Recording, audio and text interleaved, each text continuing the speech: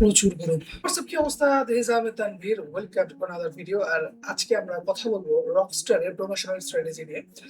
গত ঈদে আসলে আমার একটা প্ল্যান ছিল। আমি চাচ্ছিলাম যে কেন লাস্ট ঈদে বনলতা এক্সপ্রেস বা বাকি কোনো ফিল্ম ওয়ার্ক করে নাই।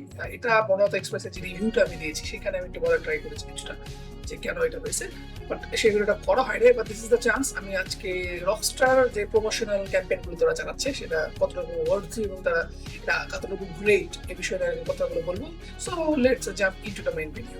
দেখেন, মোটা থেকে আমি রকস্টার এই টোটাল জার্নিটাকে তিন ভাগে ভাগ করেছি, মানে তিনটা ম্যাট্রিক্সে আমরা বিশ্লেষণ করবো যে how this promotion is going on. প্রথমত তাদের যে সিরিয়াল ওয়াইজ রিলিজটা আছে, সেকেন্ডলি মিউজিক্যাল রিলিজটা, এবং thirdly the high quality visuals. দেখেন, প্রথমে আসে যে সিকোয়েন্স, যেটা রকস্টার ফিল্মটার নিয়ে আলোচনা বহুদিন আগেই, এটা লাস্ট ঈদ মানে ঈদ উল ফিতরের আগে আমরা জানতে পেরেছিলাম যে সাকিব খানের নতুন জনর একটা ফিল্ম আসবে। বাট অফিসিয়ালি এটা পোস্টার রিলিজ করা হয় সাকিব খানের জন্মদিনের দিন, মার্চ মাসের 28 তারিখে, যেখানে রকস্টার এই ঈদ উল আজহাতে আসবে এই বিষয়ে একটা পোস্টারটা ছিল।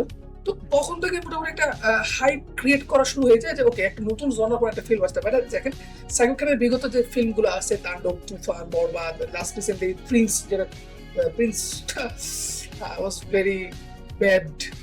এটার জন্য আরেনার ভাই কথা বলছে এবং প্রচুর গালিও খাইছে। But it is but it is, নতুন একটা জনরার ফিল্ম খুব বেশি দরকার ছিল এবং সেটা আমরা পেয়েছিলাম, পেতে যাচ্ছে আর কি এই ঈদে।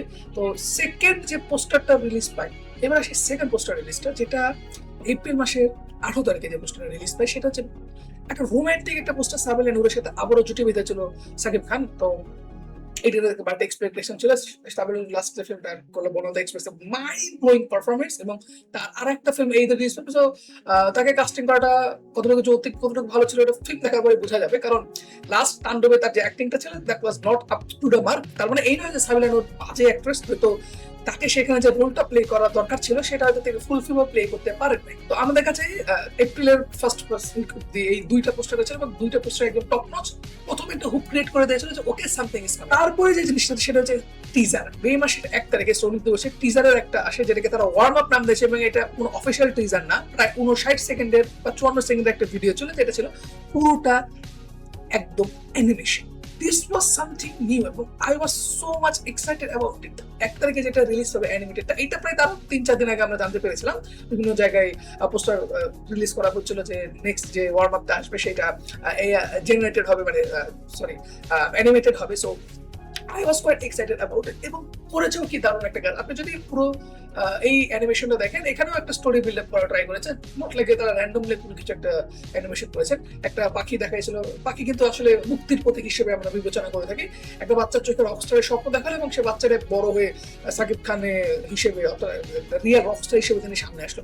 এই একটা ছোট্ট একটা জার্নি, মানে একটা বাচ্চার স্বপ্নটাকে যে বাস্তব রূপান্তর হওয়ার জার্নিটাকে তারা মাত্র এই 1 মিনিটের কম সময়ের টিজারে তারা দেখিয়েছিল, উইচ ওয়াজ ভেরি গুড। এবং the way they animated the thing, man, আমি যখন অ্যানিমেশনটা দেখছিলাম, it was literally something out of the box. মানে এটা কোনো নর্মাল অ্যানিমেশন ভিডিও না, খুবই জাস্ট লাইক কার্টুনদের মতো। No, it was very good, it was very professional. এর পিছনে যারা কাজ করেছে তাদেরকে আসলে হ্যাটস অফ। দেন তার মাত্র কিছুদিন পরে সবচাইতে মজাদার যে জিনিসটা ঘটে, সেটা হচ্ছে মে মাসের 5 তারিখে তারা চলে আসে ফিল্মের অরিজিনাল টিজারটা নিয়ে। এই টিজারটা অলরেডি রিয়াকশন ভিডিও আমরা দিয়েছিলাম এবং এই টিজারটাই ছিল একটা মানে একদম হাই পয়েন্ট, যেটা আমরা বলতে পারি, বিকজ তাও ভিজুয়ালি এটা এত গোটেড, এখানে এত কিছু করা হয়েছে, এখানে এত গ্রেট গ্রেট সিন অ্যাড করা হয়েছে, এখানে পুরো কাহিনীটাকে এমন ভাবে বিল্ড আপ করা ট্রাই, কাহিনী বিল্ড আপ করা হয় না, এটা পুরো একটা জ্যামিং ছিল, জাস্ট একটা মিউজিক ছিল, মানে যে তারা যেভাবে পোর্ট্রে করা ট্রাই করেছে, দ্যাট ওয়াজ ভেরি গুড এবং ভেরি ক্লেভার।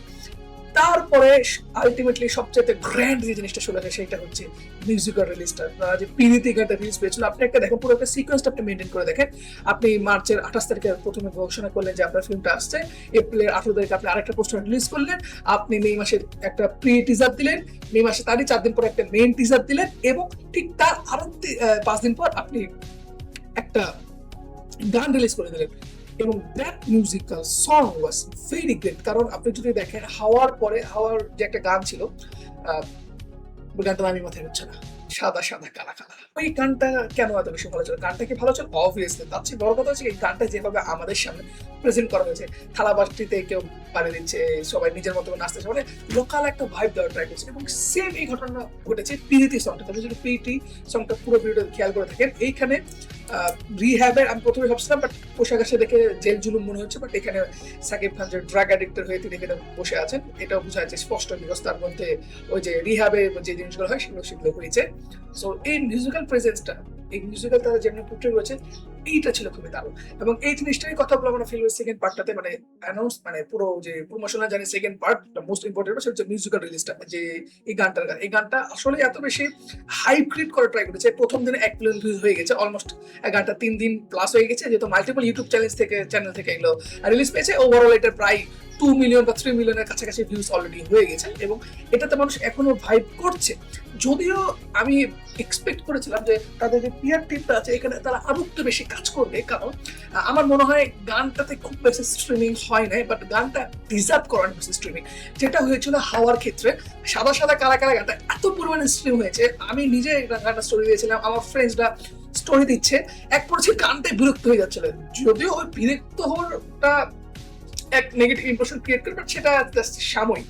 আমরাও চাচ্ছি প্রীতি সংটাকে যদি তাদের পিআর টিমটা কোনোভাবে এটাকে সেই স্ট্যান্ডার্ডে নিয়ে যাওয়া যেত, যে okay this is a masterpiece song, you should stream it, আপনাকে উচিত এই স্টোরিতে একটা গান, আপনার স্টোরি যেটা দিবে সেখানে আপনি এই গানটা ইউজ করেন। সো এই জিনিসটা এই গানে মিসিং ছিল, বাট স্টিল আমাদের অন্যান্য ফিল্মে ক্ষেত্রে যে জিনিসগুলো হয়, তার আইটেম সং হোক বা নর্মাল একটা সং হোক না কেন, সেটা জাস্ট রিলিজের কয়েক সপ্তাহ আগে তারা দিয়ে দেয়, লাইক 1 সপ্তাহ আগে। আর এমন হয় কি দেখেন, লাস্ট ঈদে 7টা ফিল্ম রিলিজ পাচ্ছে, 7টা ফিল্মের ভিতরে 7টা ফিল্মের ট্রেলার একদিনের ব্যবধানে।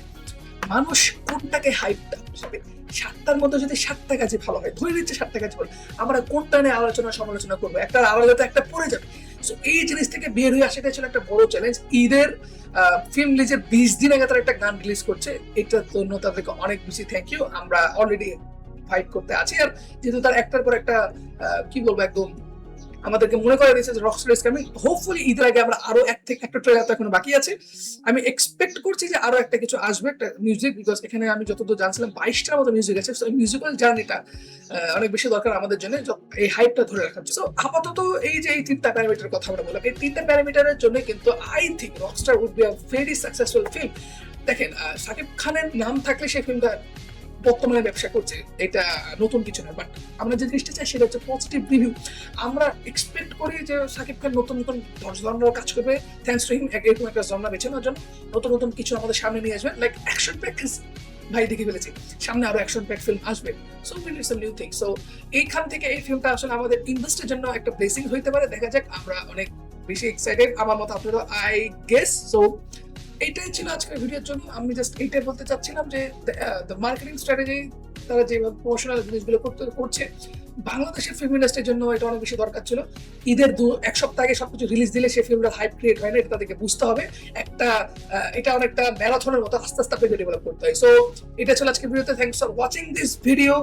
দেখা হবে নেক্সট কোনো ভিডিওতে। প্রবাবলি আমরা রোহিত নিয়ে কথা বলতে চাই অনেক বেশি, রোহিতের কথা বলার অনেকগুলো জায়গা আছে, সো সেটা দেখার জন্য ওয়েট করবো। আর আপনারা যদি চ্যানেল নতুন হয়ে থাকেন just please hit the subscribe button. Film নিয়ে আরো অনেক বেশি কাজ হবে, বাংলা ফিল্ম আরো বেশি এগিয়ে যাবে। Thank you very much. Sayonara, tata.